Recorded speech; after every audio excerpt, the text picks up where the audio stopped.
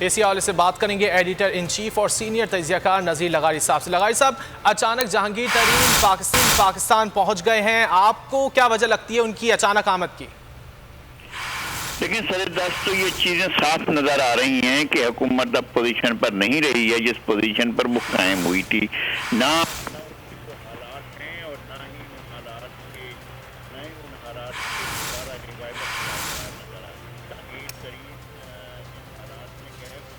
ٹھیک ہے لغاری صاحب، آپ سے اس حوالے سے بات کرتے ہیں اور آپ کو بتائیں کہ گزشتہ روز اپوزیشن کی جانب سے تو تنقید کا نشانہ بنایا گیا ہی، اس حکومت کو مریم نواز کی جانب سے وزیر اعظم پر تنقید کی گئی، اتحادی بھی خاصے ناراض دکھائی دیے۔ آپ کو بتائیں کہ ایم کیو ایم کی جانب سے کہا گیا کہ جو کچھ وعدے کیے گئے تھے کراچی کے حوالے سے، کراچی کی ترقی کے حوالے سے، ان پر عمل ہوتا دکھائی نہیں دے رہا۔ اس کے علاوہ قاف لیگ کی اگر بات کی جائے تو وہ بھی کچھ ناراض دکھائی دی۔ ایک بار پھر بات کر لیتے ہیں لغاری صاحب سے۔ لغاری صاحب، معاملہ جا کس طرف رہے ہیں؟ اتحادی بھی ناراض دکھائی دے رہے ہیں، جہانگیر ترین کی اچانک انٹری ہوئی؟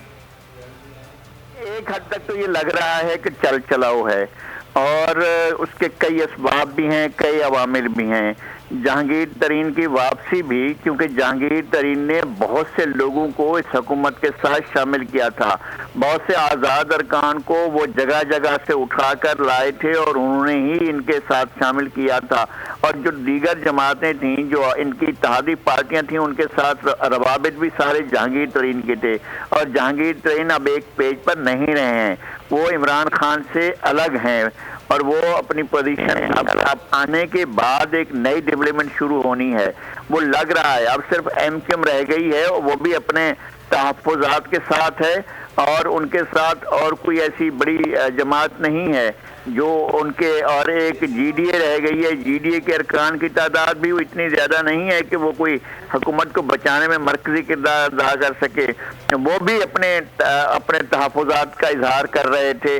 پیر وغیرہ بھی، ان کو بھی کئی چیزیں جو ہیں وہ ٹھیک نہیں لگ رہی ہیں، اور وہ حکومت میں اپنی شراکت داری چاہتے ہیں اور وہ اپنی پریزنس چاہتے ہیں، خاص طور پر علاقوں میں اپنی زیادہ پریزنس بھی چاہتے ہیں جو حکومت کے بس میں نہیں ہے اور حکومت ان کو ڈیلیور نہیں کر سکی ہے۔ اب چاروں طرف سے حالات اس طرح کے ہو گئے ہیں کہ اس حکومت کا زیادہ دیر چلنا بہت مشکل نظر آ رہا ہے،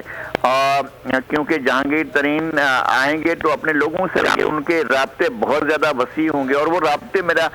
یہ خیال ہے کہ وہ رابطے کر کے ہی وہاں سے روانہ ہوئے ہوں گے، اور اچانک کوئی بڑی بات بھی ہو سکتی ہے جو سب کے لیے حیران کن ہو۔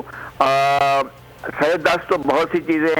آگے چل کر واضح ہوں گی کہ اگر حکومت اپنا رویہ درست نہیں کرتی ہے اپنے اتحادیوں کے ساتھ اور اپوزیشن کے ساتھ، جس طرح سے اس نے ایک دیواریں کھڑی کر رکھی ہیں، جس طرح سے وہ ایک ہی رٹ لگاتے ہیں، اور وہ کہتے ہیں ہم این آر او مانگ کون رہا ہے، یہ کہتے ہیں ہم این آر او دیں گے نہیں، تو یہ رویہ ترک کرنا پڑے گا اگر وہ اپوزیشن کوئی ہیں اور ان کے ساتھ بات کر۔ اپوزیشن کی تحریک کے بعد سے حکومت مسلسل دباؤ میں دکھائی دے رہی ہے، ہم دیکھ رہے ہیں کہ وزراء کے قلمدان بھی اچانک تبدیل کر دیے جاتے ہیں، وجہ کیا لگتی ہے آپ کو؟ وجہ یہی لگتی ہے کہ میں نے جیسے عرض کیا ہے کہ چل چلا، ابھی تو اس وقت تو سر دست یہی لگتا ہے کوئی معجزہ ہی انہیں بچا سکتا ہے، اس لیے کہ ان کے ساتھی سارے روٹ گئے ہیں۔ ایک اختر مینگل ان کو چھوڑ کر چلے گئے، مسلم لیگ کاف بہت ہی ایک سد قسم کے مزاج کے ساتھ چلتی ہے، بہت ہی وہ ٹھہراؤ کے ساتھ چلتی ہے، لیکن جو کاف ہے اس نے کھل کر اپنی ناراضگی کا اظہار کر دیا ہے، اور اب ان کا ساتھ چلنا بھی مشکل لگ رہا ہے۔ جس طرح سے طارق بشیر چیمہ نے بات کی اور جس طرح سے مونس الہی صاحب نے بات کی اور جس طرح وہ یہ کہہ رہے ہیں کہ مشکلات ضرور ہیں حکومت کے لیے۔ بہت شکریہ لغاری صاحب آپ کا۔ سبسکرائب کریں اور بیل دبائیں تاکہ کوئی خبر رہ نہ جائے۔